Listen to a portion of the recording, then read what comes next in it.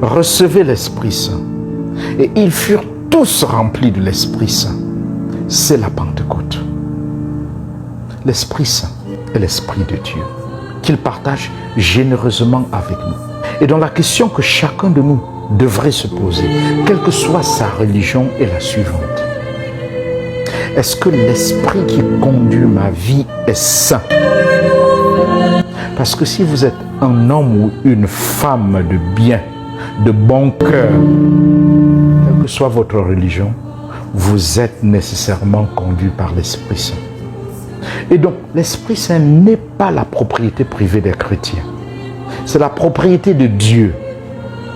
Et il le donne à qui il veut. Mais qui dit Esprit Saint, dit aussi mauvais esprit. Et la vie spirituelle consiste essentiellement à discerner constamment le type d'esprit qui m'anime et me conduit dans mes choix. Est-ce l'Esprit Saint ou le mauvais esprit? C'est cela le discernement. Le discernement est le levier de toute vie spirituelle. Tantôt, on est sous l'influence de l'Esprit de Dieu, tantôt sous l'influence du mauvais esprit. Et ça fluctue beaucoup. C'est pour cela que nous devons constamment surveiller nos pensées et nos émotions pour discerner leur source. C'est le conseil que Saint Ignace de Loyola nous donne dans les exercices spirituels.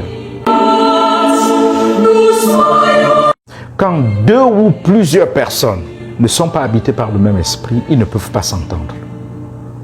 Ils ne peuvent pas vivre ensemble, ni travailler ensemble. Et ça, c'est très important, par exemple, pour la recherche d'un futur conjoint ou le recrutement des collaborateurs dans une équipe de travail. Trouver un conjoint avec qui on partage le même esprit, les mêmes valeurs, est une bénédiction. Trouver des collaborateurs avec lesquels on partage le même esprit et les mêmes valeurs, c'est une bénédiction. Parce que ça booste l'efficacité. La compétence ne suffit pas. L'esprit compte. Pourquoi tant de divisions dans les familles et les pays?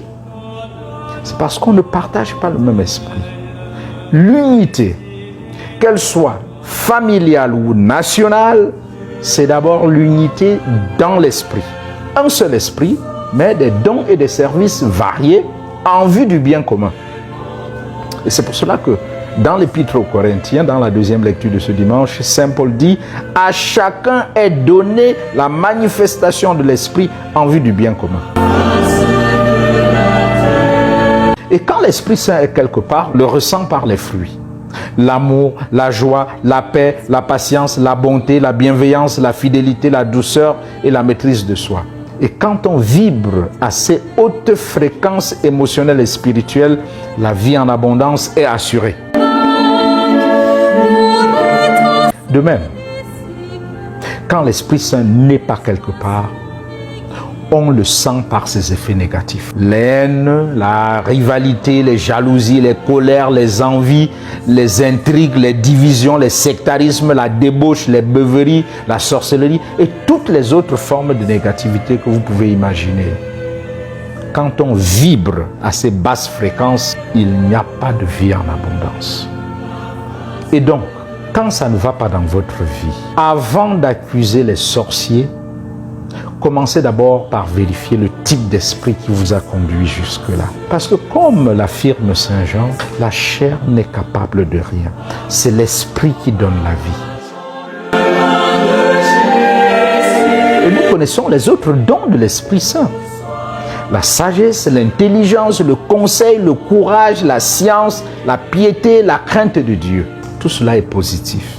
En fin de compte, l'Esprit Saint, quand on le reçoit, est le seul moyen de communiquer avec Dieu pour partager la vie en abondance. Et donc que Dieu nous accorde la grâce du discernement au quotidien pour toujours vibrer à la fréquence de son esprit.